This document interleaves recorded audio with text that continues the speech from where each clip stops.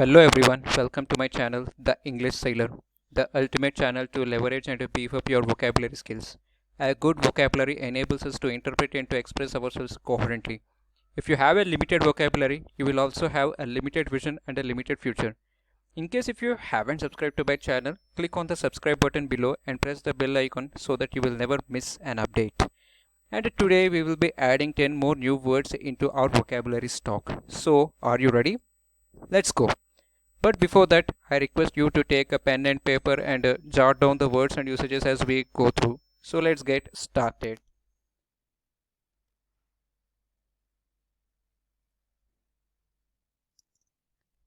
And imagine that you are a boxer and you have entered into the boxing ring. You need to fight head on with an opponent who has the history of not getting knocked down even for a single time in his life. You can say, "Oh my god, I need to combat with a formidable opponent." So here comes our first word, formidable. Formidable means inspiring fear or respect through being impressively large, powerful, intense, or capable. So let's say the usage, we have a formidable task ahead of us. Formidable in the sense is something which inspires a fear or something which is really very large. Angelina Jolie was above all the most formidable actress. If you describe something or someone as a formidable, you mean that you feel slightly frightened by them because they are very great or impressive. Formidable, inspiring fear or respect through being impressively large, powerful, intense, or capable. And now, the presence of a robin bird means spring is coming soon. So, what is the word that you can use to describe something about a robin? A robin is a harbinger of spring. So, here comes the second word, harbinger. So, what is the word harbinger? Harbinger is something that comes before and that shows what will follow in the future. This phenomenon was regarded with alarm and as a harbinger of the misfortunes which soon followed. It was nature's first harbinger of approaching consciousness. So, whenever you notice a dark clouds in the sky, so it is a harbinger that a heavy downpour is on its way. So, harbinger. A harbinger is something that comes before and that shows what will follow in the future. What can you refer from this video? Of course, it clearly represents a destruction which is going on a massive scale, or perhaps it may even represent the end of the world. So, is there any word that describes the end of the world? Absolutely, we have it. And what is it? It is none other than apocalypse. So, what is apocalypse? Apocalypse is a word that means the end of the world or something so destructive. Apocalypse can also be used to describe utter destruction which is caused by war or natural disaster. And let's say in the nuclear bomb attack on Hiroshima during World War II, you can just call that incident as an apocalypse because the devastation was so severe and so many lives were lost. In general sense, the group across the table, they just stared at him like it was the advent of the apocalypse. So apocalypse, it represents a word that means the end of the world or something so destructive. And here, so this picture has been shot 5 kilometers away from the Eiffel Tower. So even though it has been shot 5 kilometers away from the tower, it is clearly visible. So what is the most fancy term to describe something which is clearly visible is conspicuous. So conspicuous, it comes from the adjectival form of the Latin verb conspicere, meaning to look at. So conspicuous can mean either very obvious to the eye, like the Eiffel Tower that is conspicuous from a distance of 5 kilometers, or something which has the power to attract the attention, like a conspicuous consumption. If you are doing something wrong, it's wise not to be conspicuous about it. The conspicuous absence of political leaders in the parliament resulted in harsh criticism from netizens on Twitter. Conspicuous means something which is very obvious to the eye or clearly visible.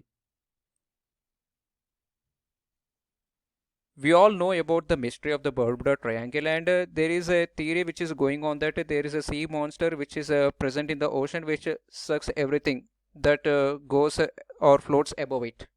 But it is basically imagination but it has no objective reality.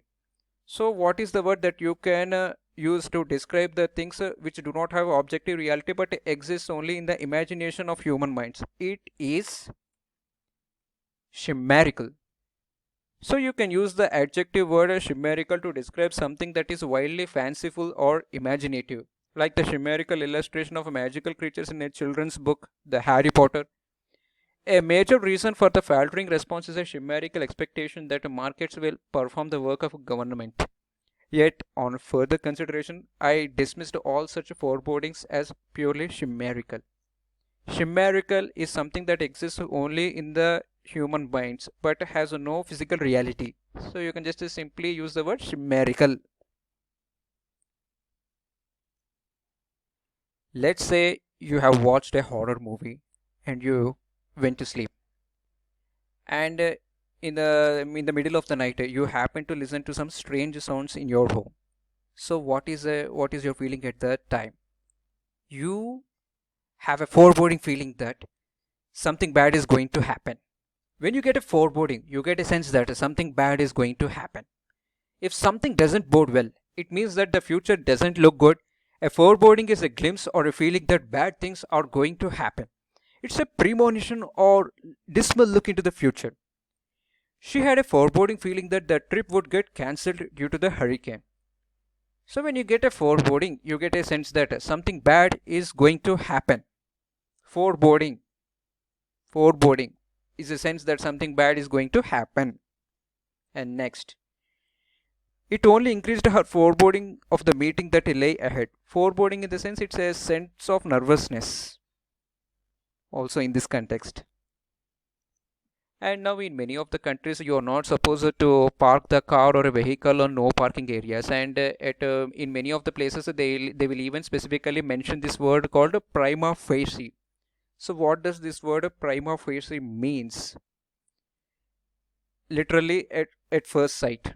So it means that if anyone spots you parking your car at the no parking zone, you are bound to you are ready to be sued by the police department.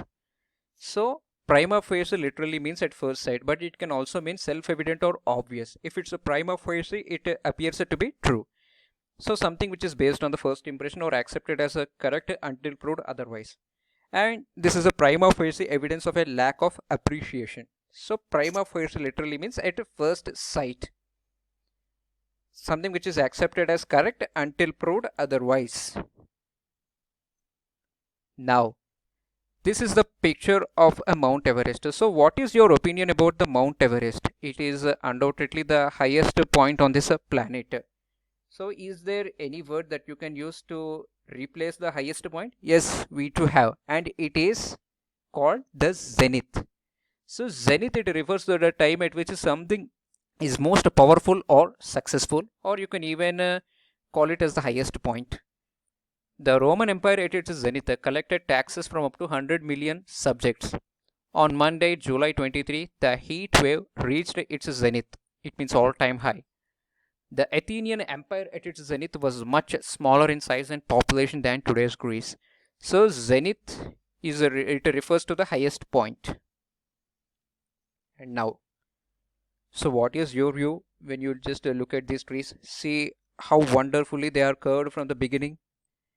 So it's nothing but it arouses your curiosity, like what are these trees and what is the name of this tree or what is the name of these species. So you can simply use the word intriguing. Intriguing is something that arouses one's curiosity or interest. So a thriller movie with an intriguing plot in the sense something which is very captivating and which has the power to arouse curiosity in your mind. The subject matter here we are discussing is very intriguing, and the way you manipulate the shadows or evidences is very impressive, especially for someone so young. Pressed against the window, he stared at the dirty cars shuffling around us like they were the most intriguing things he had ever seen. And now, imagine that you have been arrested on charges of a scam. And you face trials in the court, and the court has granted you the bail, and you just you just walk out of the court, and the media people they just begin surrounding you and start bombarding you with the questions like, so what is your opinion about the scam? You can describe this situation as an obnoxious situation. So obnoxious, something that is obnoxious is very unpleasant. So obnoxious. If something is obnoxious, it's annoying and unpleasant. So our elders say frequently, just to try to stay away from obnoxious folks. It is going to ruin your career. The elevator doors pinged open, and the group of obnoxious guys stepped in. As you might expect by now, the press was at its obnoxious worst. Obnoxious. If something is obnoxious, it's annoying and unpleasant. Well, thank you so much for watching my video. In case if you have any suggestions or feedback, please do write in the comment section below. I will definitely cater to it. So thank you so much for watching once again. Have a great day.